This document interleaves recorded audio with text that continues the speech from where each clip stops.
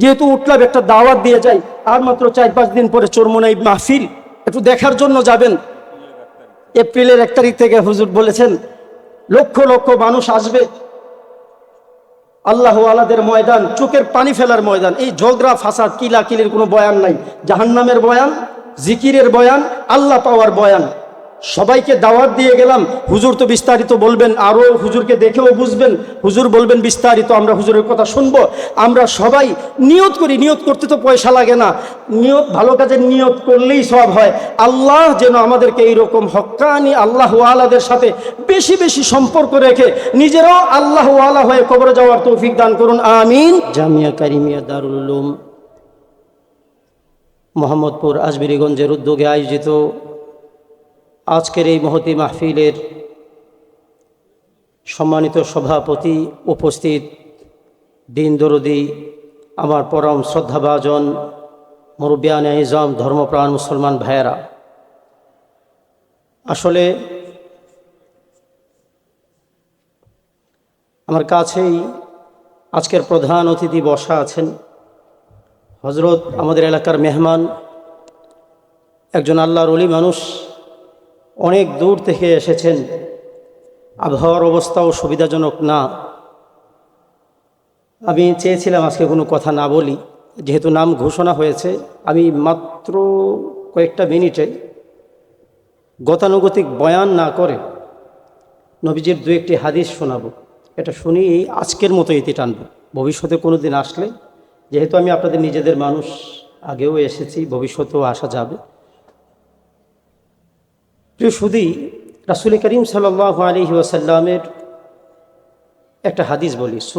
সুনানে নাসাইর 1297 নম্বর হাদিসে আছে, রাসূল করিম সাল্লাল্লাহু আলাইহি ওয়াসাল্লাম একদিন খুব আনন্দিত চেহারায় বের হলেন।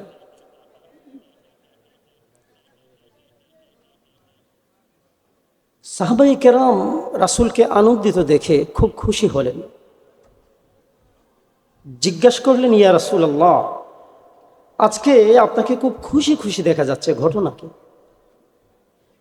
কুলনা ইন্না লানারাল বুশরা ফি ওয়াজহিক, আপনার চেহারায় আজকে একটু খুশি খুশি ভাব দেখা যাচ্ছে, ঘটনা কি? ফাকাল, নবী করিম সাল্লাল্লাহু আলাইহি সাল্লাম বললেন, হ্যাঁ, তোমরা ঠিক বুঝেছো, আজকে আমার মনটা খুব খুশি। কারণ একটু আগে আমার কাছে আল্লাহর পক্ষ থেকে জিবরাইল আলাইহিস সালাতু ওয়াস সালাম এসে একটা সুসংবাদ দিয়েছেন। বলি আল্লাহু আকবার। কি সুসংবাদ দিয়েছেন যে কারণে রাসূল এত খুশি হলেন?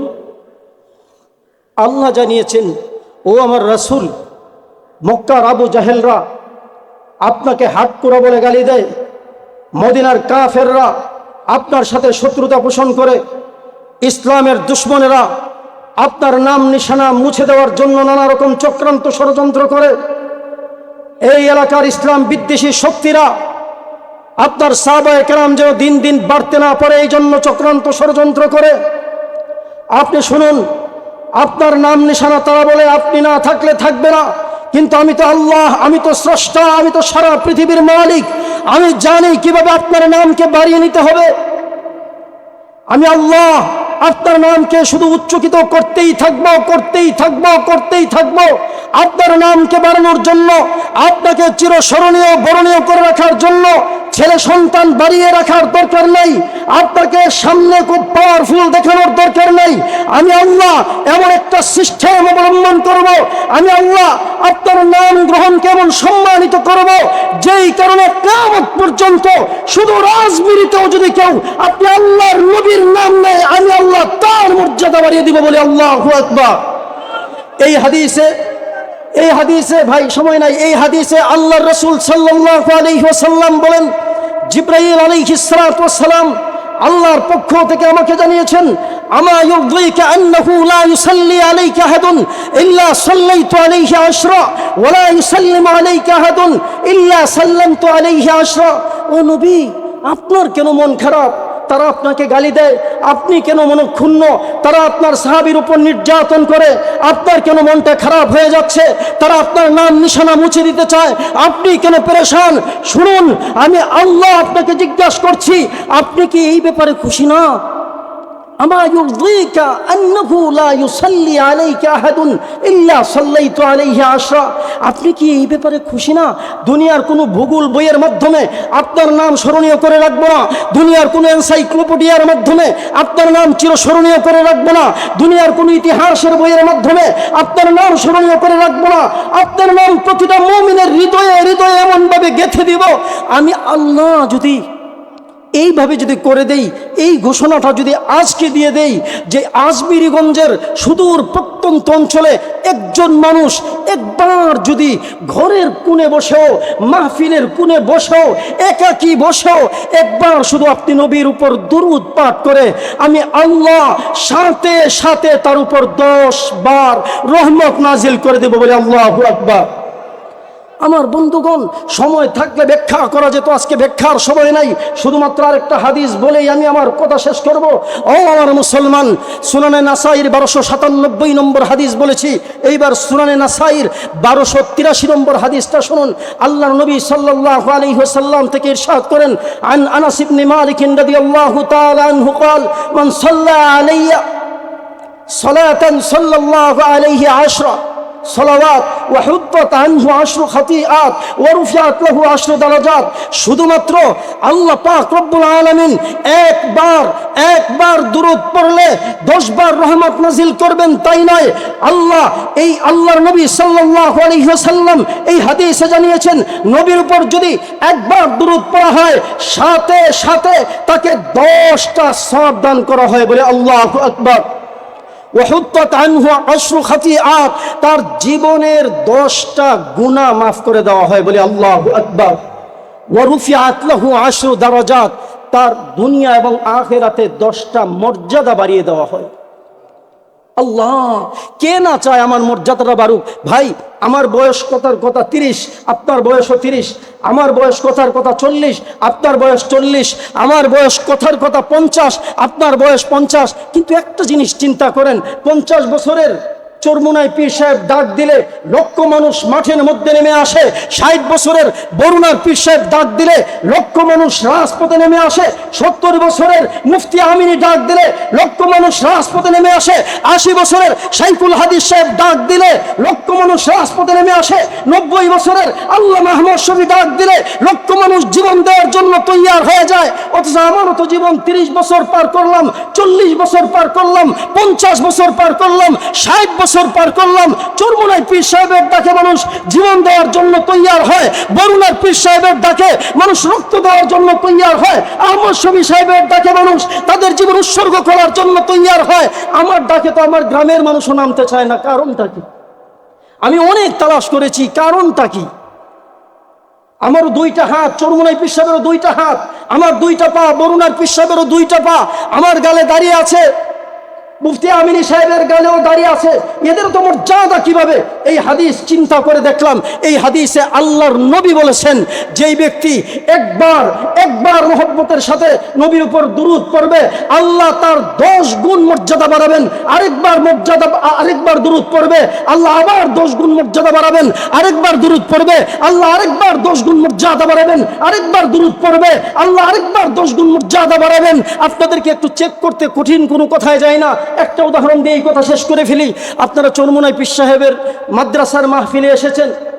চরমুনাই পীর সাহেবরা শুধুমাত্র মাহফিলের বয়ানে না, রাজনৈতিক বয়ানও যখন করেন, আপনারা দেখবেন, ইউটিউবে সার্চ দিয়ে আজকেই দেখবেন, আজকে যত বয়ান বক্তৃতা জীবনে করেন, আমার মনে হয়, মানে ভুলে যদি কোনো সময় বাদ না পড়ে, আমি জীবনে কখনো এরকম শুনি নাই যে একটা বক্তব্য শুরু করেছেন আর শুরুতে দুরূদ শরীফ পড়েননি। শুরু করেই সবাইরে বলেন যে একটু দুরূদ শরীফ পড়েন। আমি চিন্তা করি, আহারে, নবীর দুরূদকে যারা এত গুরুত্ব দেয়, একবার উঠতে বসতে হাঁটতে চলতে আসতে জুড়ে একাকি একসাথে এতবার যারা জীবনে দুরূদ পড়ে, নবীজির জন্য যারা জীবনকে উৎসর্গ করে, এদেরকে মানুষ ভালোবাসবে না তো বাসবে কাকে? ও আমার বন্ধুগণ, আর লম্বা করার সময় নাই, শুধুমাত্র এই কথাটি বলতে চাই। মেহমানকে বসিয়ে রেখে এত লম্বা কথা বলা বেয়াদবি। শুধুমাত্র এই কথাটি বলতে চাই, একটা আমলের কথা শুধু বললাম, যে যেই মাদ্রাসার জন্য, যেই মাহফিলের জন্য, যেই কোরআনের জন্য, যেই ওলামায়ে কেরামের জন্য আমরা এত কষ্ট করি, আরামের ঘুমকে হারাম করে এখানে হাজির রয়েছি, আবহাওয়া জনিত প্রতিকূলতাকে উপেক্ষা করে হাজির হয়ে গিয়েছি। ও আমার বন্ধুগণ, আমাদের উদ্দেশ্য তো আর কিছু না, একটু কষ্ট করে কষ্ট করে উলামায়ে কেরামের কথাবার্তা শুনে, পীর মুর্শিদের সাথে সম্পর্ক রেখে, টঙ্গীর ইজতেমায়, চরমুনার মাহফিলে, বরুণার হজরতদের খানকায় সম্পর্কগুলো রেখে কোনো মতে যেন নবীর শাফাআতটা পেয়ে যাই, নবীকে যেন খুশি করতে পারি, নবীকে যেন রাজি করতে পারি। কথা ঠিক না বেঠিক? আল্লাহর নবী সাল্লাল্লাহু আলাইহি ওয়াসাল্লামের হাদিসটা বলেই শেষ করছি।